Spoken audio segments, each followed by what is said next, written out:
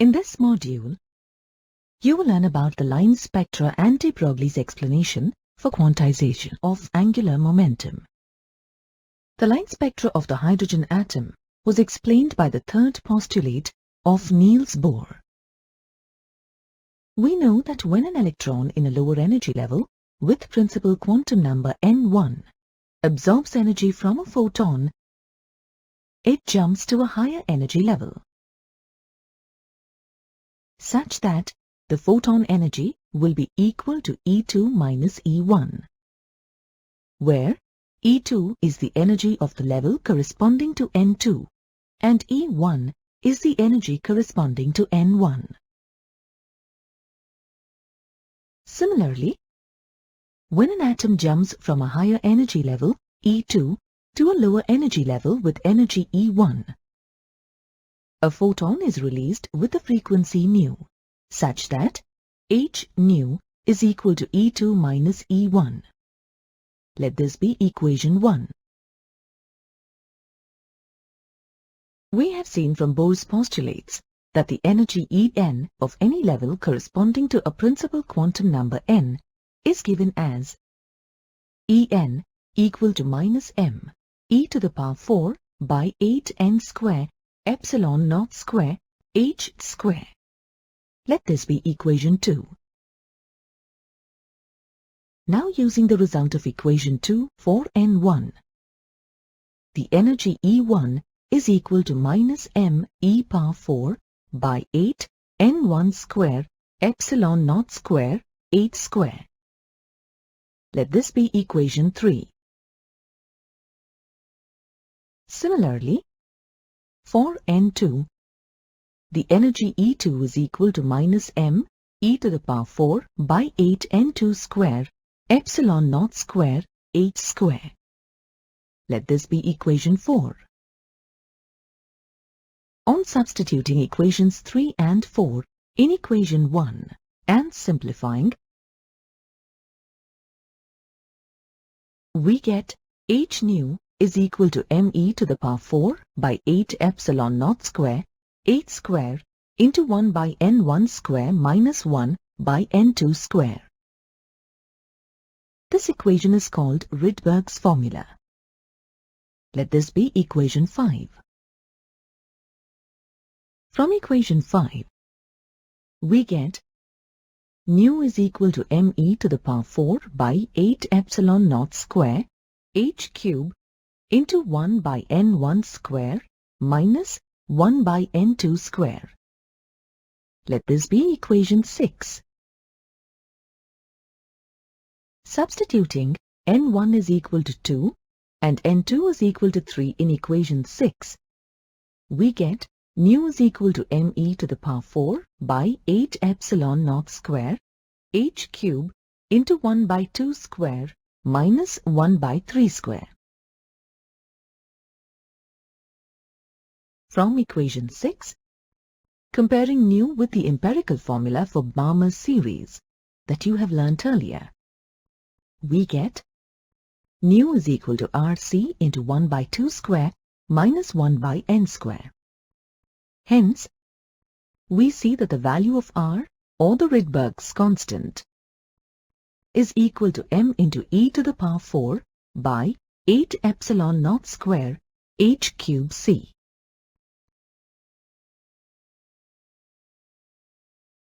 Substituting the values of mass of the electron m, charge on the electron e, permittivity of free space epsilon naught, Planck's constant h, and speed of light c, we get R is equal to 1.03 into 10 to the power minus 7 per meter.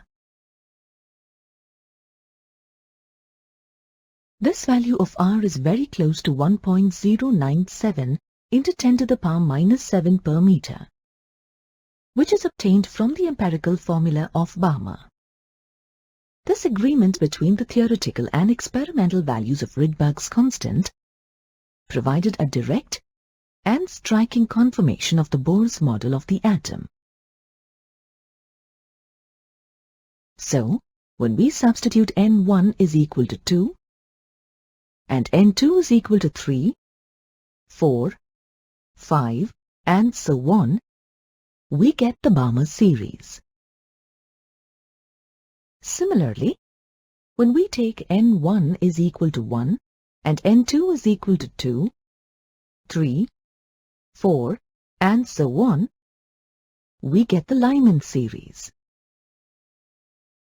When N1 is equal to 3 and N2 is equal to 4, 5, 6, and so on, we get the Paschen series. When N1 is equal to 4 and N2 is equal to 5, 6, 7, and so on, we get the bracket series. Similarly, when N1 is equal to 5 and N2 is equal to 6, 7, 8, and so on, we get the Pfund series. In this diagram, it is clearly seen how different atomic series are produced when electrons jump from a state of higher energy to a lower one. These lines are called emission lines. Likewise, absorption spectra is also obtained when an atom absorbs a photon having an energy equal to the difference in energies of two levels, and it makes a transition from the lower energy level to the higher one. This is called absorption. Thus, if photons having a continuous range of frequencies pass through a rarefied gas and then are analyzed with the spectrometer, a series of dark spectral absorption lines appear in the continuous spectrum. These dark lines indicate the frequencies that have been absorbed by the atoms of the gas from the incident photons. Thus, Bohr's model was successful in explaining the hydrogen atom spectra. But Bohr's second postulate was a puzzle for 10 years, till Louis de Broglie explained it in 1923. Until then, no one could explain why the angular momentum should be an integral multiple of h by 2 pi. We have learned from Davison-Germer's experiment that material particles like electrons, protons, neutrons, etc. possess a wave nature, which was actually proposed by de Broglie. Let us now understand how de Broglie explained Bohr's second postulate. When a string is plucked, a large number of wavelengths are produced, but only those wavelengths survive which have nodes at the ends and form standing waves along the string. Thus, standing waves are formed only when the total distance travelled by the wave in a to and fro direction is equal to one wavelength, two wavelengths, or any integral number of wavelengths. Now, let us apply this concept to an electron in the nth circular orbit of radius Rn. The total distance travelled by the electron is 2 pi Rn. Hence, 2 pi Rn is equal to n lambda, where n is equal to 1, 2, 3, and so on. Let this be equation 7. We know that de Broglie's wavelength corresponding to the motion of a particle having a momentum p is given by lambda is equal to h by p.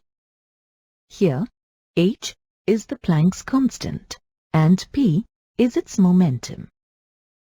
As momentum is the product of the mass m and the velocity v, we have lambda is equal to h by mvn. Here, vn is the velocity of the electron in the nth orbit. Substituting the value of lambda in equation 7, we have 2 pi Rn is equal to nh by mvn. Rearranging the equation, we get mvn Rn is equal to nh by 2 pi. Let this be equation 8. Thus, the angular momentum of an electron is quantized.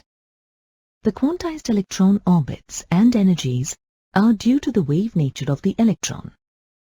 Equation 8 is nothing but Bohr's second postulate. In spite of the amazing results of Bohr's model, it had some drawbacks. Bohr's model could be applied only to hydrogen-like atoms.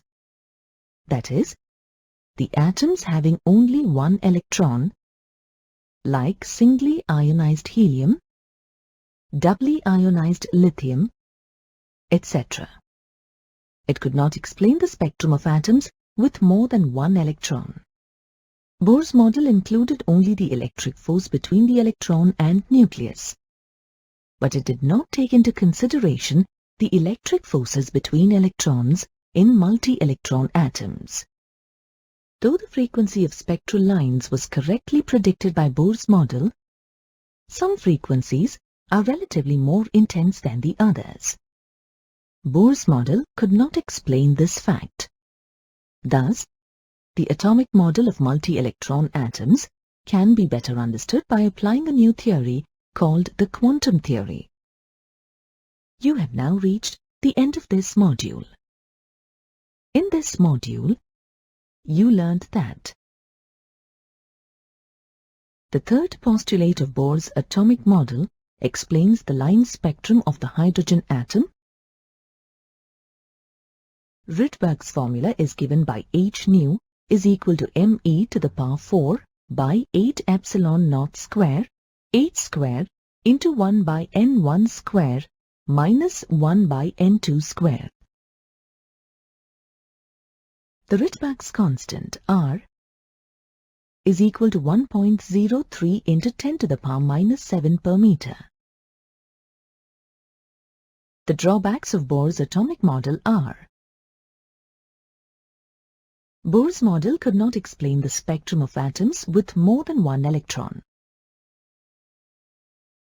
Bohr's model did not consider the electric forces between electrons in multi-electron atoms.